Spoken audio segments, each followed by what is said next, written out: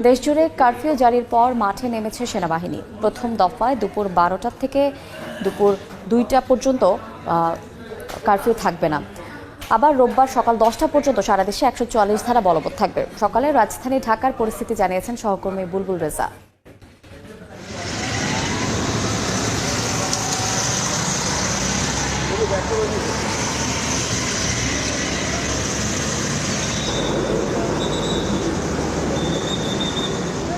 সারা দেশে কারফিউ জারি করা হয়েছে, অর্থাৎ 144 ধারা চলমান রয়েছে। এই অবস্থায় বেসামরিক প্রশাসনকে সহায়তা করতে মাঠে নেমেছে সেনাবাহিনী।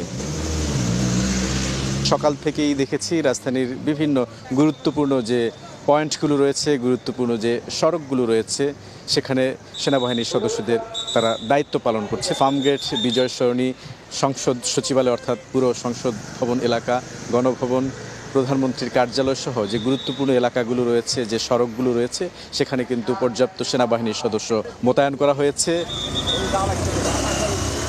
তবে এই জরুরি অবস্থা বা কারফিউর মধ্যে বেশ কিছু নিয়ম নীতি মেনে চলতে হবে নগরবাসী সহ সারা দেশের মানুষকে। এর মধ্যে যেমন জরুরি যে সেবাগুলো রয়েছে, বিশেষ করে অ্যাম্বুলেন্স এবং গণমাধ্যম এবং জরুরি পরিষেবা, এগুলো কিন্তু এই কারফিউ বা 144 ধারার বাইরে থাকছে, অর্থাৎ আওতা মুক্ত থাকছে। কেউ যদি হাসপাতালে কোনো চিকিৎসার কাজে বের হয়েছেন, এমন কেউ কোনো পরিবহন নিয়ে আসছেন এবং সেটি কিন্তু পরীক্ষা করার পর, অর্থাৎ তাদের যে প্রয়োজনীয় কাগজপত্র আছে সেগুলো চেক করার পর তাদেরকে কিন্তু সেই সড়কটি ব্যবহার করতে দেয়া হচ্ছে।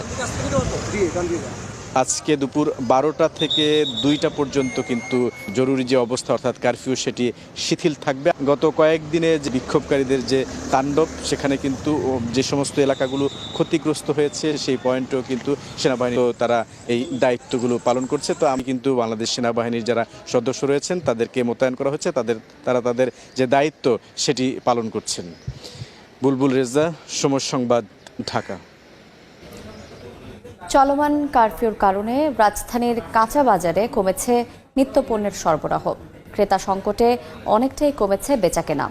সবজির দাম কেজিতে 10 টাকা কমলেও ঊর্ধ্বমুখী রয়েছে মুরগির বাজার। কারওয়ান বাজার থেকে